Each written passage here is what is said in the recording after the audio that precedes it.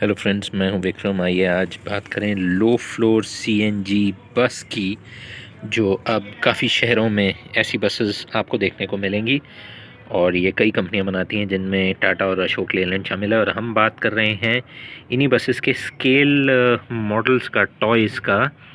तो बेसिकली ये 3 कलर्स में अवेलेबल है सेंटी टॉयज़ की तरफ से। जैसा कि आप देख सकते हैं, ऑरेंज कलर, ये रेड कलर, और सेंटी टॉयज़ की पैकेजिंग आप देख सकते हैं। और एक और कलर जो कि है ग्रीन कलर, और इस ग्रीन कलर की अनबॉक्सिंग और रिव्यू वीडियो का जो लिंक है इसी चैनल पर अवेलेबल है। डिस्क्रिप्शन में इस वीडियो के वो लिंक अवेलेबल है आपके लिए।